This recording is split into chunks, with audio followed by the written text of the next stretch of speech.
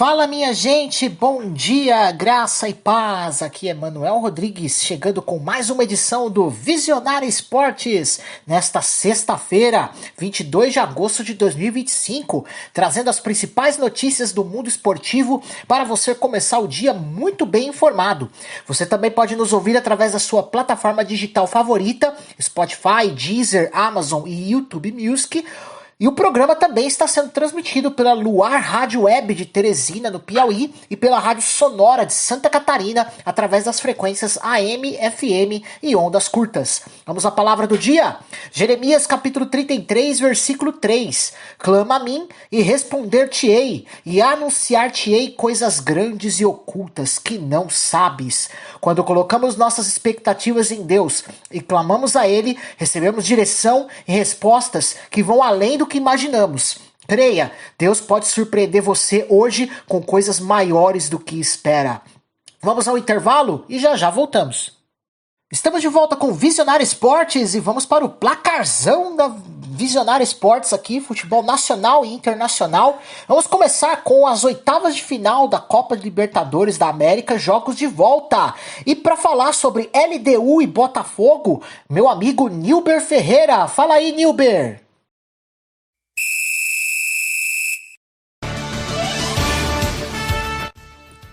Olá, pessoal da Visionária. Libertadores na área, oitavas de final. Atual campeão Botafogo foi a campo em Quito, altitude de quase 3.000 metros lá no Equador. Enfrentar a Liga Desportiva Universitária, LDU. Equatorianos foram para cima e marcaram aos 7 minutos com Villamil aproveitando o rebote ofensivo. Zaga alvinegra dormia. LDU continuou a pressionar buscando a meta de John, chutando mais, colocando o alvinegro na parede. Chute perigoso de Savarino aos 24 pelo Botafogo, única chance do Glorioso no primeiro tempo, que terminou apenas 1-0 LDU. Na volta do segundo tempo, o LDU continuou a buscar mais um gol e fez. Mão de Marlon Freitas na área, pênalti convertida por Alzugaray. 2-0 LDU. Botafogo apagado, irreconhecível, o time equatoriano seguia apertando o Glorioso. Davi Lancelotti lançou Jefinho Montoro e depois Arthur Cabral em busca do gol que levaria aos pênaltis, mas não deu certo. Escalação com 3 volantes não funcionou e já está dando o que falar nas redes sociais. Patrão Texon não gosta desse estilo e o Botafogo ficou pelo caminho. LDU nas quartas jogará com o São Paulo, tricolor paulista. Jogos em setembro, dias 17 e 24. É isso aí, meus amigos. Nilber Ferreira para Visionária Esportes.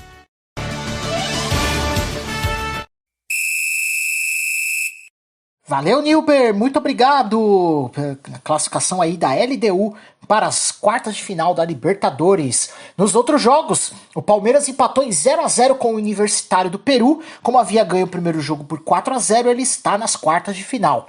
River Plate e Libertad empataram em 1-1 no segundo jogo. O primeiro jogo havia sido 0-0. Driussi fez para o River Plate e Robert Rojas para o Libertad. Nos pênaltis, o River Plate venceu por 3-1 e passou para as quartas de final para enfrentar o Palmeiras. Pela Copa Sul-Americana, oitavas de final, jogos de volta, o Atlético Mineiro venceu o Godoy Cruz na Argentina por 1-0. Gol de Natanael, o primeiro jogo havia sido 2-1, Atlético Mineiro nas quartas de final. O Lanús venceu o Central Córdoba nos pênaltis. Ganhou no tempo normal por 1-0 com o gol de Dylan Aquino aos 46 do segundo tempo e ganhando nos pênaltis de 4-2. Vamos aos jogos da pré-Europa League, jogos de ida, classificação para a fase de liga, hein? Primeiro jogo aí, jogos de ida aí. Maccabi Tel Aviv de Israel 3, Dinamo de Kiev 1. Skendia, da Macedônia do Norte, 2. Ludogorets, da Bulgária, 1. Slovan Bratislava, da Eslováquia, 0. Young Boys, da Suíça, 1. Malmo, da Suécia, 3. Sigma, da República Tcheca, 0. Panathinaikos, 2. Samsunspor, da Turquia, 1. Aberdeen, da Escócia, 2. Steaua Bucareste, da Romênia, também 2.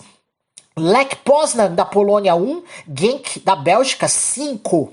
Midland, da Dinamarca, 4. Kups, da Finlândia, 0. Lincolnhead Ips, de Gibraltar, 0. Braga, de Portugal, 4. Zrinsk, da Bielorrússia, 0.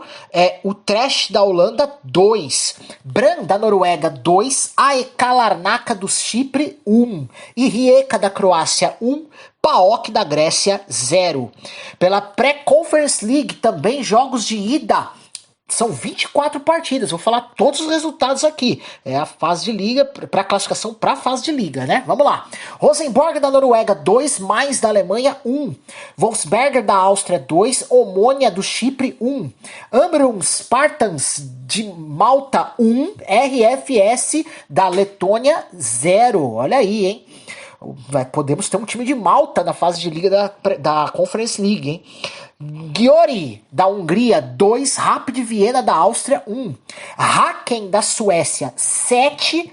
Cluj, da Romênia, 2. Que jogão, hein? Başakşehir, da Turquia, 1. Universidade Craiova, da Romênia, 2. Levski Sofia, da Bulgária, 0. AZ Alkmaar, da Holanda, 2. Celje, da Eslovênia, 1. Baník Ostrava, da República Tcheca, 0. Sparta Praga, da República Tcheca, 2. Riga, da Letônia, 0. Polícia, da Ucrânia, 0. Fiorentina, da Itália, 3. Anderlecht, 1. AEK, da Grécia, também 1. Shakhtar Donetsk, da Ucrânia, 1. Servette, da Suíça, também 1. Neman Grodno, da Bielorrússia, 0. Raio Vallecano, da Espanha, 1. Crystal Palace, 1. Fredrikstad, da Noruega, 0. Hibernian, da Escócia, 1. Legia Varsóvia, da Polônia, 2. Shelbourne, 3. Linfield, da Irlanda do Norte, é um time da Irlanda, o Shelbourne contra um time da Irlanda do Norte. Então 3 para o Shelbourne, 1 para o Linfield.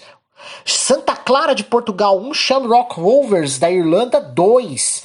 Jagiellonia, da Polônia, 3. Dinamo Tirana, da Albânia, 0. 3-0, hein? Breidablik, da Turquia, 2. Virtus, de San Marino, 1. Drita, de Kosovo, 2. Differdange, de Luxemburgo, 1. Olimpia Ljubljana, da Eslovênia, 1. Noa, da Armênia, 4.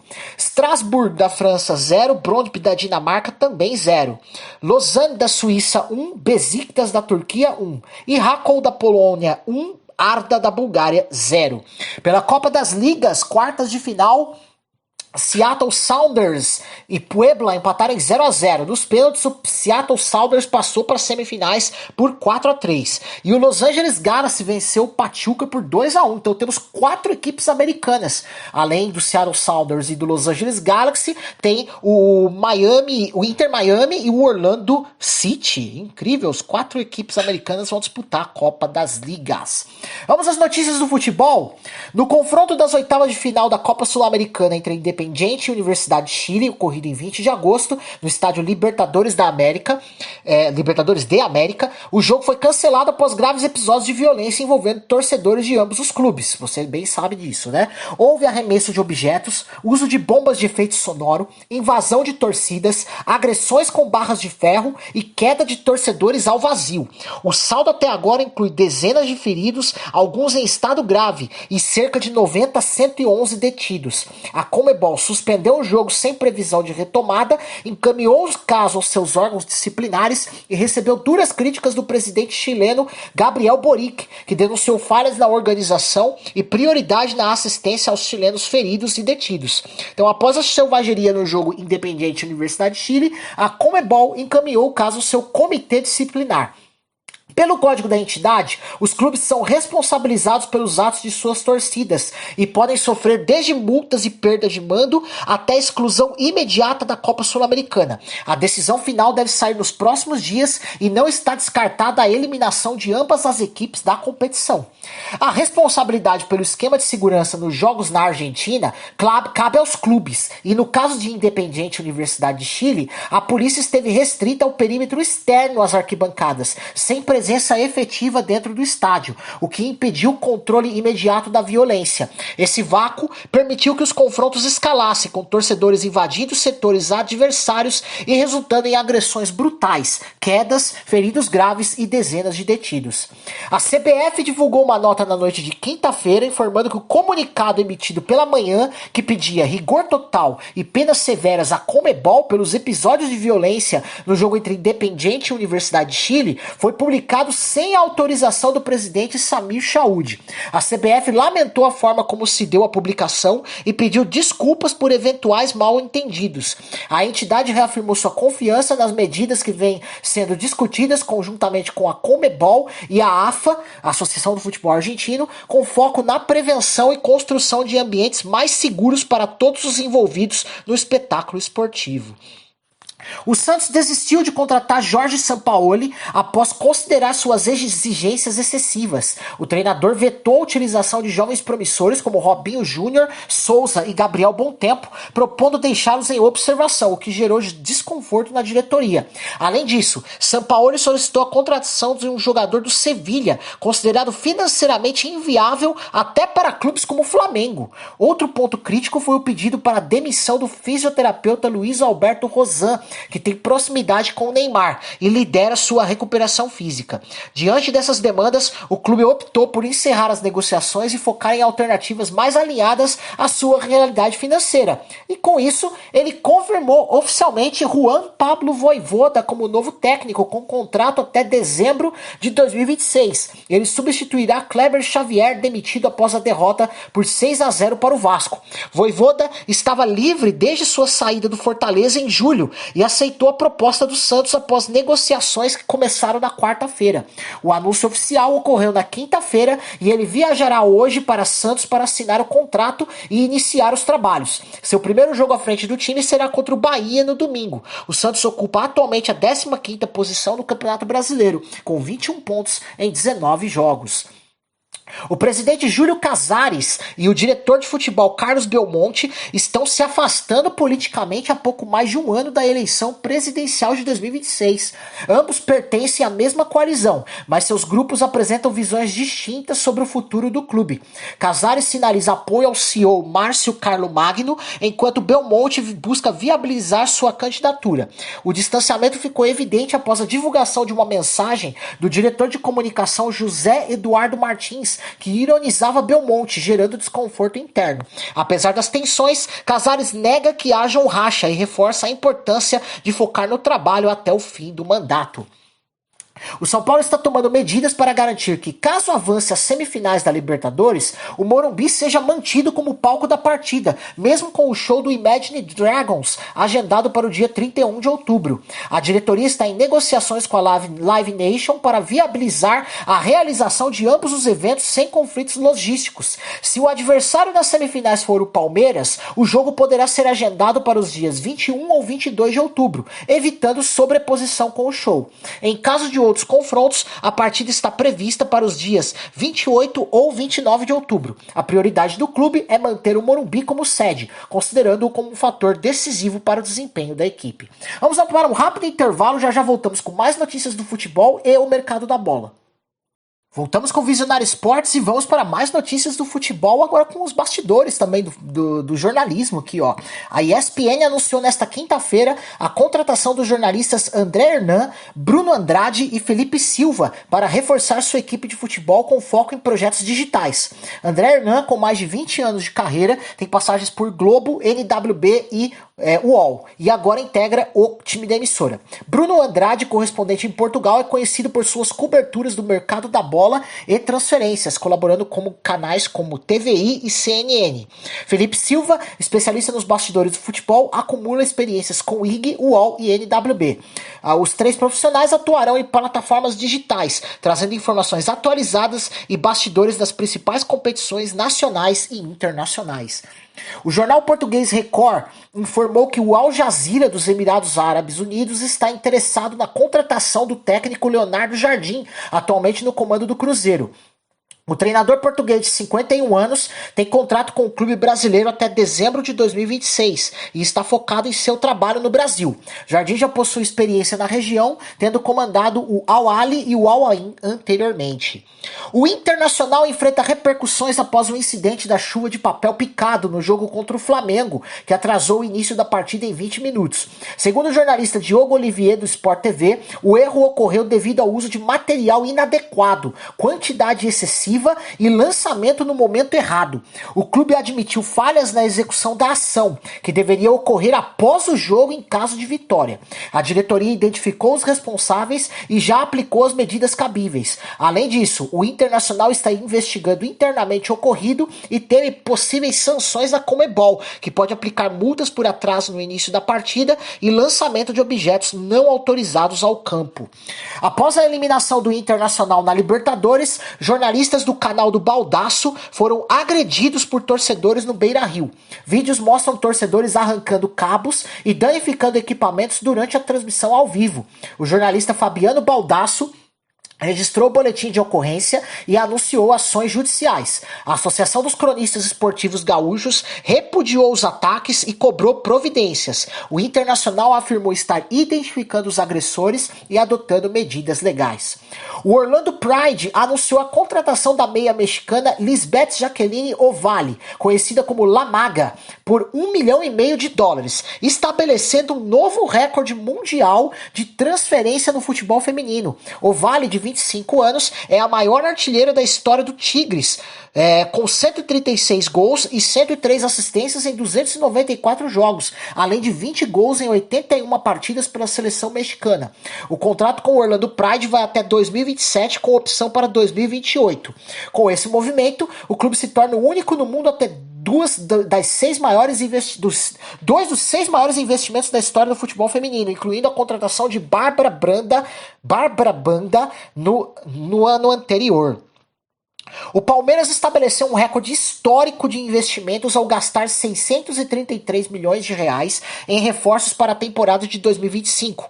Até o momento, o clube contratou 11 jogadores, incluindo nomes de destaque como Vitor Roque, Paulinho, Facundo Torres, Emiliano Martins, Ramon Sousa, Kelvin, Jefté, Carlos Miguel, Lucas Evangelista e Mikael. Entre as aquisições, Vitor Roque se destaca como a maior contratação da história do futebol brasileiro, com um valor estimado de 154 milhões e 600 mil reais. Além disso, o clube investiu 114 milhões de reais na aquisição de Paulinho, proveniente do Atlético Mineiro. O lateral esquerdo Jefté, ex-Rangers, foi o último reforço anunciado, com um valor de 6 milhões de euros, aproximadamente 38 milhões e 200 mil reais. A ser pago ao longo de 3 anos. Esse movimento agressivo no mercado reflete a estratégia do Palmeiras de fortalecer seu elenco visando competições nacionais e internacionais. Após a eliminação do Fortaleza nas oitavas de final da Libertadores, o técnico Renato Paiva anunciou o afastamento de 5 jogadores: Daverson, Zé Wellison, Rodrigo Santos, Emanuel Martins e o goleiro Magrão. Em vídeo divulgado pelo clube, Paiva afirmou que os atletas devem procurar outros clubes, pois não serão mais relacionados para os jogos do Campeonato Brasileiro. Ele explicou que a decisão visa emagrecer o elenco e focar exclusivamente na permanência da Série A. A medida ocorre em meio a protestos de torcedores e pressão por resultados positivos.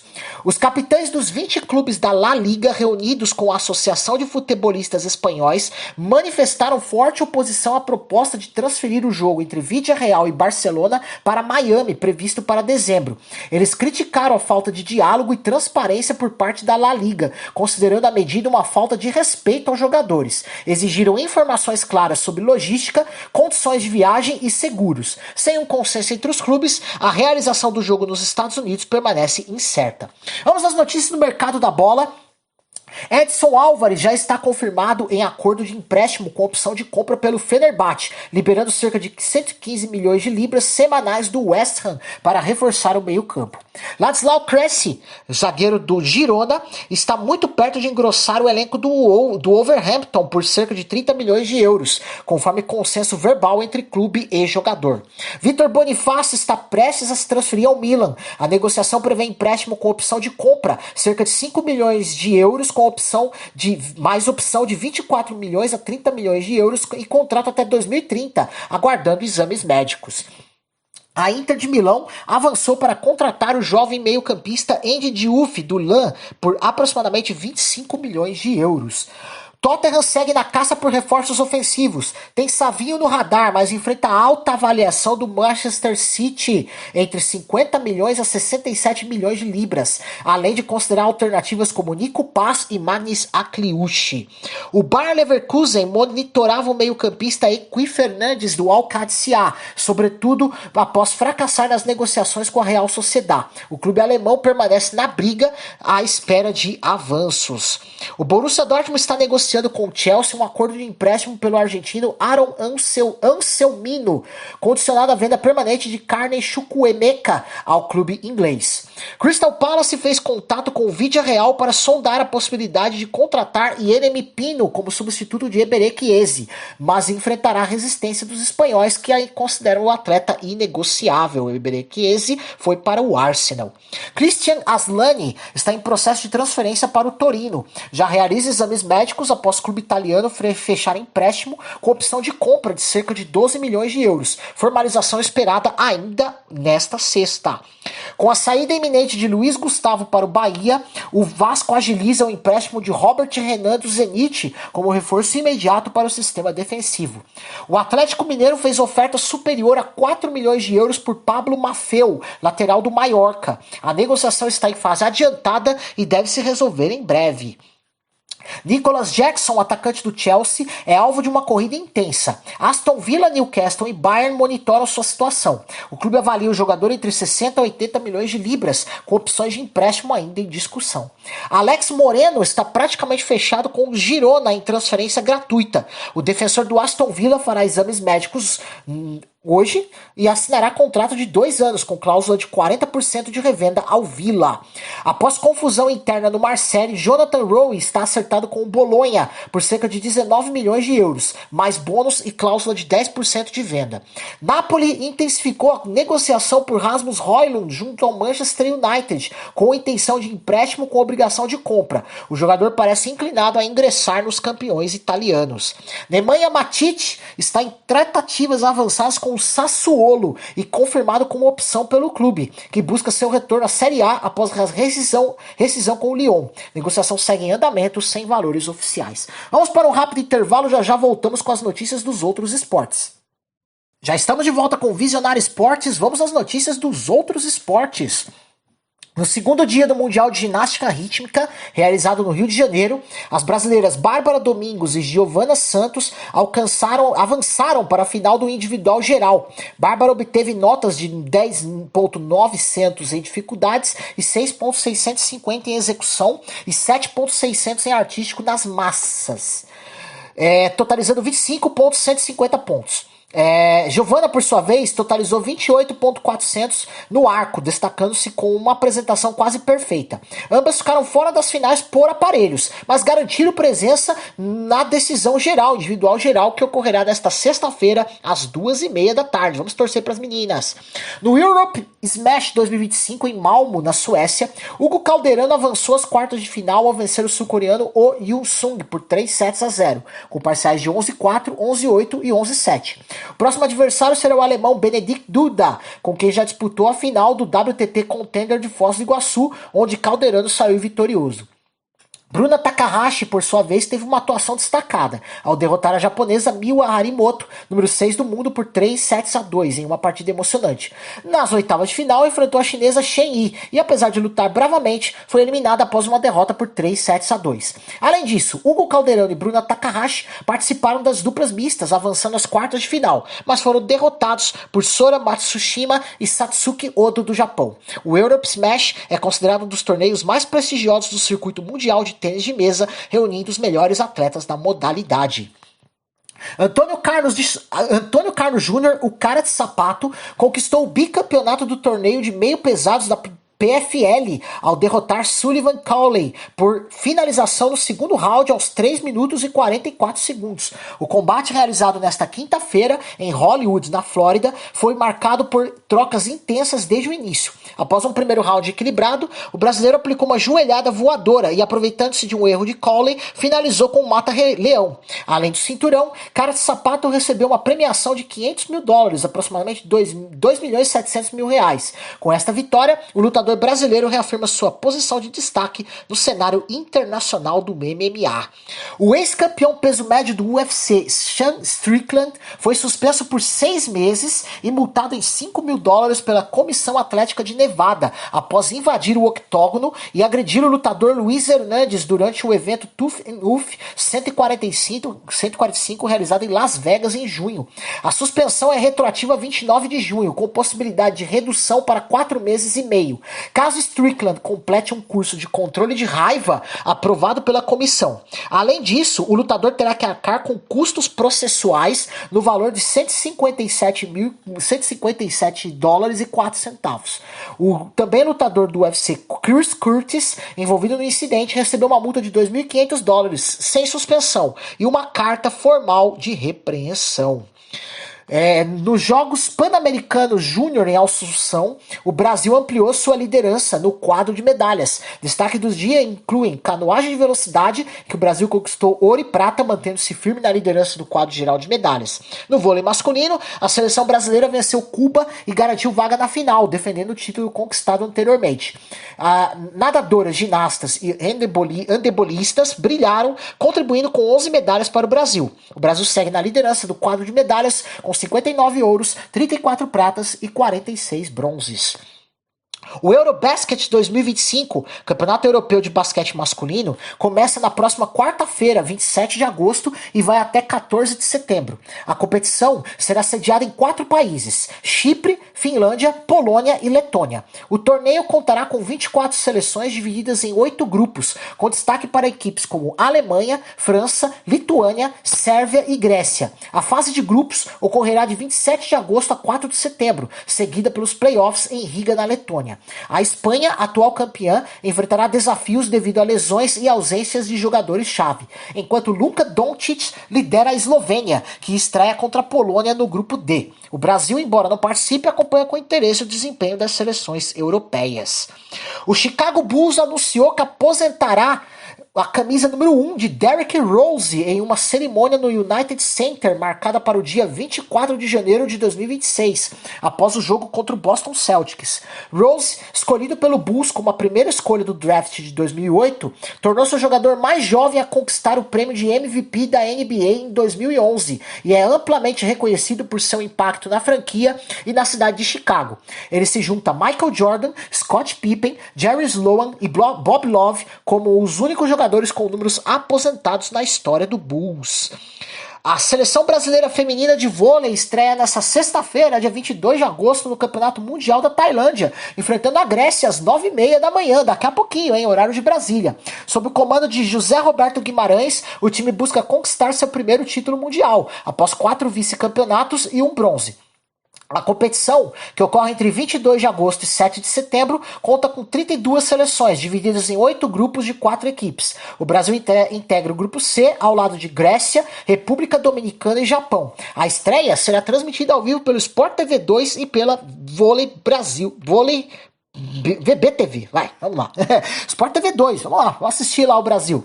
João Fonseca, de 19 anos, estreia na chave principal do US Open, enfrentando o sérvio Miomir Kekmanovic, atual número 45 do mundo. O carioca, que ocupa a 44ª posição no ranking da ATP, busca avançar além da terceira rodada, fase que alcançou em Wimbledon e Roland Garros nessa temporada. Caso vença, poderá enfrentar Luca Nardi ou Thomas Machak na segunda rodada, com possíveis confrontos subsequentes contra Nicolas Jarry ou Jakub Mensik. O torneio começa neste domingo, dia 24 de agosto, em Nova York. Na final de duplas mistas do US Open, a dupla italiana formada por Sara Errani e Andrea Vavassori conquistou o título ao vencer Iga Swiatek e Casper Ruud por 6-3, 5-7 e 10-6. Apesar de entrarem como azarões e precisarem de um convite para participar, Errani e Vavassori demonstraram grande entrosamento e experiência, superando o adversário de peso. O torneio, realizado em formato reestruturado, que atraiu estrelas do tênis, teve grande visibilidade e premiou os campeões com $1 milhão. Errani dedicou a vitória aos especialistas em duplas, criticando a exclusão de jogadores experientes do novo formato. Vamos para um rápido intervalo, vamos com a agenda esportiva do dia, hein? E voltamos com o Visionário Esportes, vamos à agenda esportiva do dia, apenas alguns eventos aqui. Pelo Campeonato Brasileiro da Série B, 23ª rodada, às 7 da noite, tem Atlético Clube Chapecoense com transmissão da ESPN. Às 9h35 tem Criciúma em Novo Horizontino, com transmissão do canal do YouTube do Desimpedidos, a Rede TV, em TV aberta, e o Disney Plus. No futebol internacional vai ter o início da Bundesliga, com o jogo entre Bayern de Munique e Leipzig, às 3h30 da tarde. Transmissão da X Sports em TV aberta, Sport TV em TV paga, Cazé TV no digital aberto e pela One Football. Às 3h45 pela Ligue 1 tem Paris Saint-Germain e Angers com transmissão da Cazé TV.